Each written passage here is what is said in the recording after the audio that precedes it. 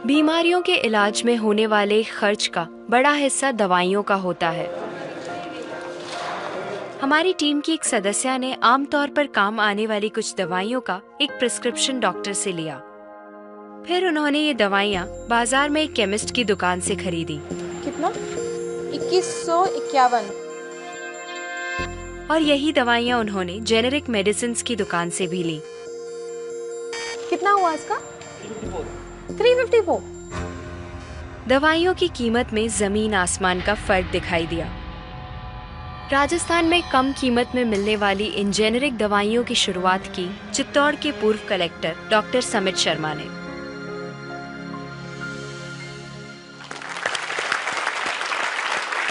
Doctor समित, मुझे बताइए कि ये कैसा मुमकिन है कि हमारी जो कॉरेस्पॉन्डेंट थी वो वही दवाइयाँ उन्होंने 2000 कीमत में उनको मिली एक दुकान में, और जो जेनरिक मेडिसिन है उस दुकान में जब गई तो उनको कम में मिली, 300 में मिली। ये कैसे मुमकिन है?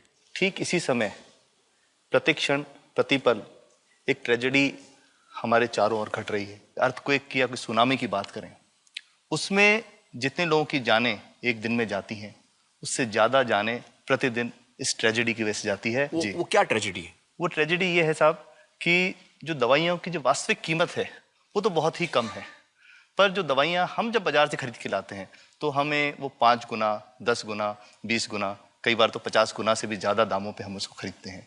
जैसे हम भारत में अगर देखें कि 40 करोड़ से ज़्यादा लोग ऐसे हैं जो अपने लिए 2 वक्त की रोटी नहीं जुटा पाते, तो क्या वो उस दवा को खरीद सकते हैं? बहुत सारे लोगों को इस वजह से दवाई नहीं मिल रही। यस, WHO कहता है कि स्वतंत्रता के 65 वर्ष पश्चात आज भी 65% of the Indian population lacks regular access to essential medicine. जो मेन दवाई हैं, जो आवश्यक दवाइयां हैं, वो उन तक नहीं पहुंच पाती रकम की वजह से। मुझे बताइए कि ये जो जेनेरिक मेडिसिन जो हम कहते हैं, अभी ये अंग्रेजी का शब्द है, इसको हिंदी में कैसे समझाएं? मैं आपको बहुत सरल भाषा में बताता हूँ। हाँ। तो ये जेनेरिक नाम जो दवा का जो मूल सॉल्ट है, जो इसके अंदर जो दवा है उसका नाम है, केमिकल नाम, उसका केमिकल नाम है। अब जैसे और उदाहरण अगर सरल करके बताएं इसको, तो जैसे ये लड़की दुबली पतली सी नजर आती है, तो मैं अगर डॉक्टर हूँ हाँ। तो मैं इसको ये कहूँ 1 गिलास दूध सुबह 1 गिलास शाम को पिया कर। पर चिकित्सा के व्यवसाय में दुर्भाग्य से हमारे देश में ऐसा नहीं हो रहा। हम ये नहीं कहते कि आप भैंस का दूध लेके आइए, हम कहते हैं कि वो रामू की भैंस का दूध लेके आना। यही ब्रांडिंग है। ये जब उसकी दुकान पे जाती है वो कहता है 500 रुपए लीटर है, लेना है कि नहीं लेना। तो जो 30 रुपए की चीज है वो 500 रुपए में मिलती है। तो अगर मैं डायबिटीज की दवा ले रहा हूँ और अगर मैं ब्रांडेड दवा लेता हूँ तो मुझे कितने की पड़ेगी?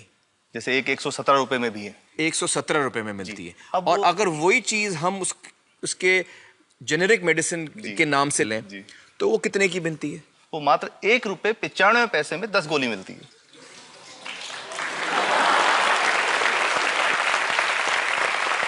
और दोनों गोलियों में कोई फर्क नहीं है किसी किस्म का? 100% समान, क्योंकि इसकी उत्पादन लागत ही इतनी है। उसका manufacturing, packaging, transport, retail margin, जो उसके मार्जिन जो हैं, जो हमारे ज्यादा वो सब मिला करके उतने की ही पड़ती है। कुछ कैंसर के मैं आपको उदाहरण दूंगा, उसमें एक ही दवा जो ब्लड कैंसर के काम में आती है, बाजार में 1.25 लाख रुपए का एक पैकेट मिलता है। 1.25 लाख का एक पैकेट जो 1 महीने चलता है। और जेनरिक में वही दवा जेनरिक में अलग अलग कंपनीज जो बनाती हैं, एक 10,200 में बेचती है, एक 8,800 में बेचती है और एक 6,500 में बेचती है। मतलब ये आपका ये कहना है कि आपके ये प्रयास से इतने कम में राजस्थान में पब्लिक को, आवाम को ये दवाएं पहुंचा रहे हैं आप इस वक्त? जी, क्या बात है। मेरा ये सवाल है कि डॉक्टर्स जो हैं वो हमारे पर्ची पर जेनेरिक नाम क्यों नहीं लिख के देते? क्यों लिखते हैं वो ब्रांडेड? जाने नहीं देंगे बाहर फिर? नहीं, सब जाने देंगे। जब एक नया मेडिकल प्रैक्टिशनर जब प्रैक्टिस शुरू करता है तो उसके पास जो कंपनी के जो मेडिकल रिप्रेजेंटेटिव्स होते हैं, सेल्स बढ़ाने का उनका काम होता है, मार्केटिंग प्रिंसिपल के हिसाब से सेल्स एजेंट होते हैं बेसिकली। फिर वो कहते हैं साहब आप हमारी जो दवा है यही लिखना, ये बहुत बेहतर दवा है, इससे मरीज ठीक होगा। और उनको डॉक्टर्स को लिखने के लिए उनको प्रेशराइज किया जाता है, उनको टेम्प्ट किया जाता है। तो ये इसमें बहुत बड़ा कारण है जो दवा की कीमत को उसकी वास्तविक कीमत से 5-10 गुना 20 गुना तक बढ़ा देता है। एक बहुत बड़ा कारण है, क्योंकि हमारे पास जब हम टेंडर करते हैं तो बहुत सारे कंपनी वाले आते हैं, जो भारत की जो सबसे बेहतर कंपनियां, जिसके भी नाम वो रेपुटेड कंपनियां जिनके नाम आप ले सकते हैं, वो सभी हमें वो उसको जो 70 रुपए की है उसको 2 रुपए में 5 रुपए में दे रही है, 30 रुपए की दवा 2 रुपए में दे रही है। इतना ज्यादा फर्क तो कंपनी तो दे सकती है और देना चाहती है और हमें देती भी है इतनी कम दामों में, हमें दे रही है ना, ये संभव तो है। अच्छा, मैं आपको बताऊंगा कि भारत से हम लगभग 45,000 करोड़ रुपए की जेनरिक दवाइयां प्रतिवर्ष विदेशों को निर्यात करते हैं। आप भेजते हैं दुनिया भर में जेनरिक, ये जो सस्ती दवाएं हैं आप विश्व भर में भेजते हैं, और हमारे लोगों को नहीं मिल रही। हमारे देश में महंगी है, हमारे देश में महंगी है, और अगर ऐसा है तो हमें कोई ईस्ट इंडिया कंपनी की जरूरत नहीं, हम वापस उसी दिशा में जा रहे हैं। आपने जब ये शुरू किया तो आपको कोई रेजिस्टेंस फेस करना पड़ा राजस्थान में? देखिए, जो प्रयास हम कर रहे हैं ये बेसिकली धारा के विपरीत बहने का एक प्रयास है जी। काफी थ्रेट्स भी हैं, क्योंकि इसमें माफियाज भी हैं, ड्रग माफियाज जो ऑपरेट करते हैं, और हम हमेशा ये बात कहते हैं कि हम 100 साल से भी पुरानी शोषण की व्यवस्था को बदलना चाहते हैं, पर हमने हमेशा डॉक्टर्स को दोषी नहीं माना। जी। सारे डॉक्टर्स बुरे नहीं है, 50-60% तो जेन्युइनली वो चाहेंगे कि गरीबों को कम कीमत पे दवा मिल जाए, वो चाहेंगे। और आज भी ऐसे डॉक्टर्स हैं जो अपने घर से सैंपल्स ला करके अपने जेब से पैसे निकाल के मरीज का इलाज कराते हैं, ऐसे डॉक्टर्स आज भी हैं। बिल्कुल सही। तो मैं इनको एक उदाहरण भी बताता हूँ कि कैसे हमारे जो काम वाली थी उसका बच्चा था छोटा, इंसिडेंटली हम कोई समय छुट्टी मनाने कोई बाहर गए, जब हम लौट के आए 10-12 दिन बाद, तो वो लक्ष्मी के साथ उसका छोटा जो बेटा था राजू, वो भी उसके साथ आता था जब, और मेरे बच्चों के साथ खेलता था, मेरे बेटे के साथ खेलता था। तो वो लक्ष्मी अकेली ही आई, राजू नहीं आया। तो हमने पूछा कि क्या हुआ, तो उसने जो बात बताई कि साहब वो उसको, आप गए थे, उल्टी दस्त हो गया था।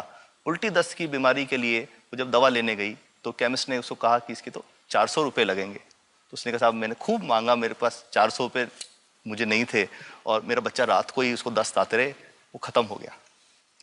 और मैं आपको ये कहना चाहता हूँ कि वो जो दवा लिखी थी कि वास्तव कीमत 1.5-2 रुपये ही है, तो वो बच्चे की जान बच सकती थी। 65 वर्ष के बाद भी अगर कोई बच्चा उल्टी दस्त से मर जाए तो मैं नहीं समझता इससे शर्मनाक बात कोई हम लोगों के लिए हो सकती है। और सबसे बड़ी बात कि इसे आसानी से बदला जा सकता है। हमें सबको एक समन्वित, एक संगठित प्रयास करने की जरूरत है। ये तो कुछ भी नहीं है, कोई नई फैक्ट्री खोलनी नहीं, कोई नई दवा नहीं बनानी, ये